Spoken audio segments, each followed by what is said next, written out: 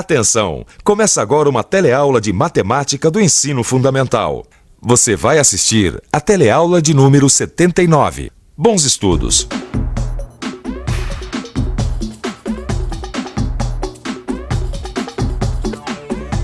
Hoje, a gente prossegue com a nossa telerevisão, retomando as principais operações matemáticas e suas aplicações. Na teleaula de hoje, você vai rever como identificar e resolver problemas que envolvam as operações elementares de matemática.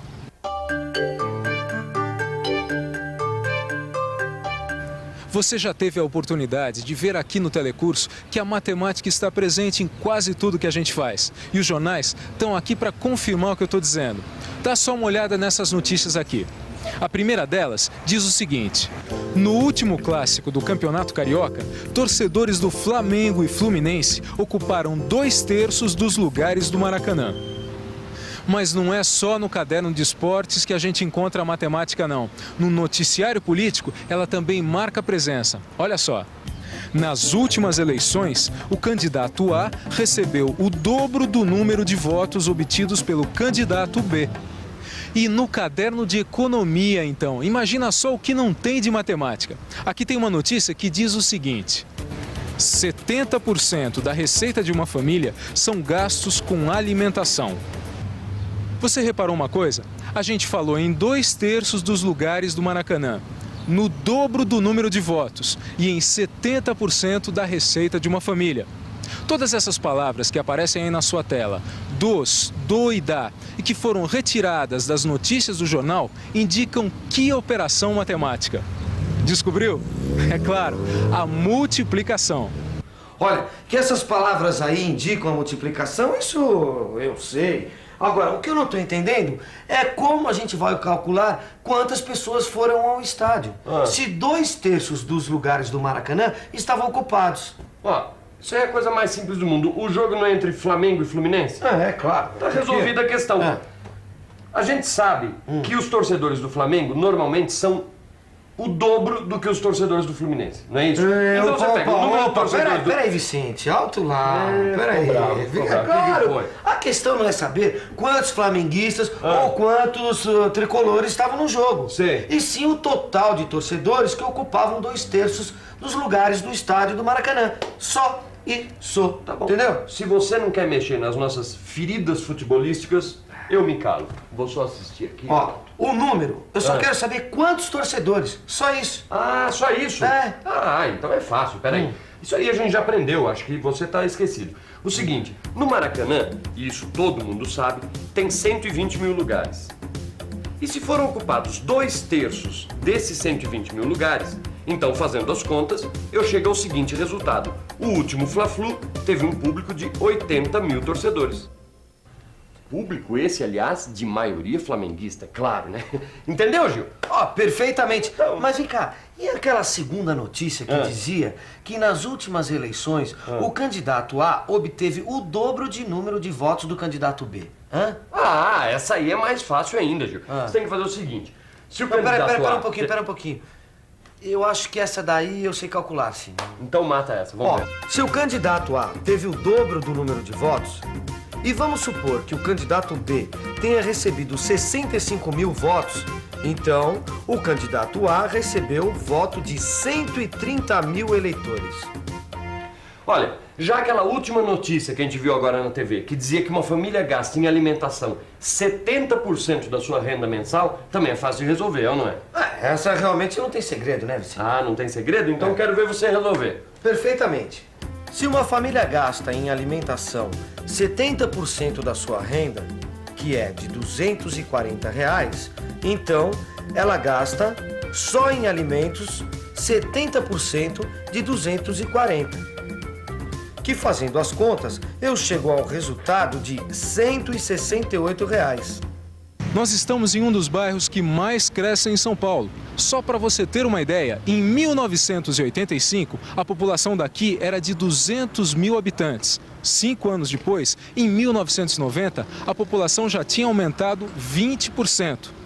De 90 a 95, a população aumentou ainda mais, em 25%. Agora eu te pergunto, qual é a população do bairro em 1995?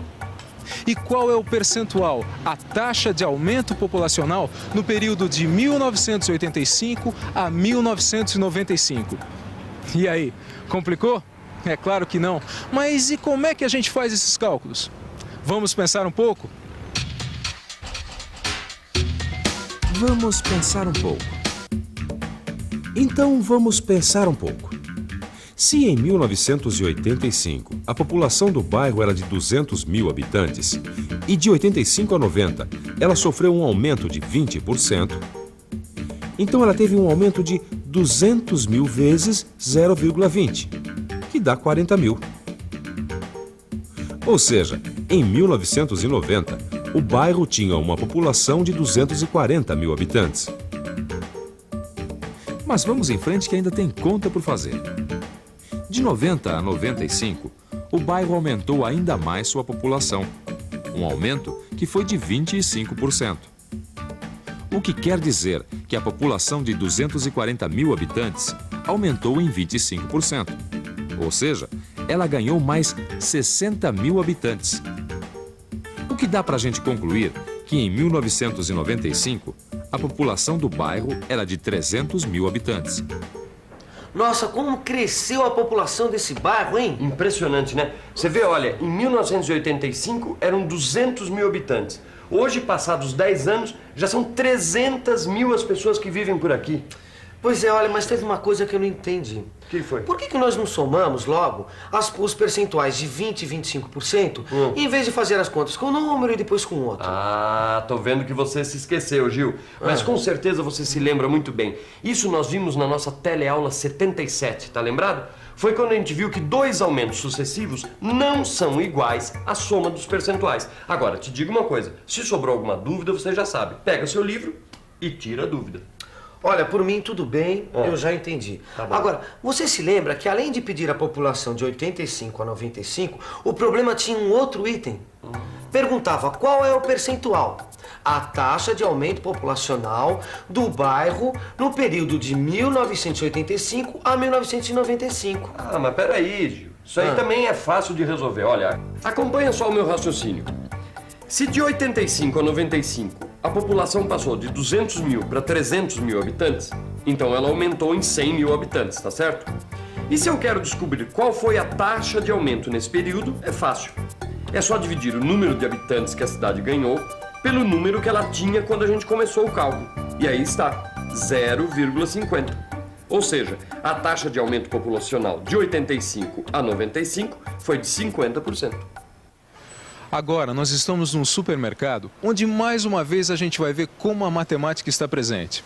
O dono desse estabelecimento remarcou os preços das mercadorias, aumentando-os em 50%. Só que logo depois ele resolveu fazer uma liquidação e reduziu tudo em 1/3 do seu valor. E a pergunta é a seguinte: se primeiro ele aumentou os preços em 50% e depois reduziu tudo em 1/3 do seu valor, os preços acabaram ficando maiores ou menores do que antes da remarcação?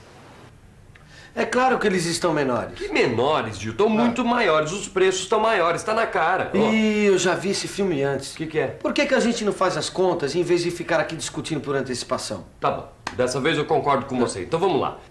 Olha, como exemplo, vamos supor que uma mercadoria custasse R$100 antes da remarcação. Como ela sofreu um aumento de 50%, então ela foi aumentada em R$50. Ou seja, a mercadoria que custava R$100, com aumento de 50%, passou a custar R$150, tá certo? É, mas aí veio a liquidação e todos os preços foram reduzidos em 1/3 do seu valor. Então, aquele produto que com a remarcação passou a custar R$150, com a liquidação foi reduzido em 1/3, ou seja, em R$50. Olha só, se ele custava 150, teve seu preço reduzido em 1/3, passou então a custar R$100. Olha, que é o mesmo preço que ele tinha antes da remarcação. Ah, quer dizer que com a liquidação, os preços não ficaram nem mais baixos, nem mais altos do que antes da remarcação. Exatamente, ficaram a mesma coisa, nem aumentaram e nem diminuíram. Tá bom, Gil. Agora, já que você tá tão afiadinho nas contas, vamos ver se você resolve mais um problema que eu tenho aqui. Manda! É? Seguinte. Eu já andei 2/7 de um percurso de 3.500 metros. Quantos metros eu ainda vou ter que andar? Ah, essa é mole. É mole? Essa é mole pro gato, mano. É? Ah. Então faz, vamos ver. O percurso total é de 3.500 metros, certo? Eu já caminhei 2/7 desse percurso. Então é só fazer as contas. E aí está. 2/7 de 3.500 são 1.000 metros, que foi o que eu já caminhei. O percurso total tem 3.500 metros, menos os 1.000 que eu já percorri, então ainda me faltam 2.500 metros. E aí, gostou ou quer mais? Ah, eu acho que por hoje tá bom demais. Mas vamos dar uma revisada para não esquecer nada do que a gente viu. E atenção, se liga aí que é hora da revisão. Na teleaula de hoje, você pode rever como identificar e resolver problemas que envolvam as operações elementares de matemática. Pois bem, aqui chega ao fim mais uma teleaula de matemática. Espero que não tenha ficado nada para trás, mas se ficou, já sabe. Consulte seu livro, leia-o com atenção. Não vai deixar para amanhã o que foi aprendido hoje. Tá combinado? Então até a próxima.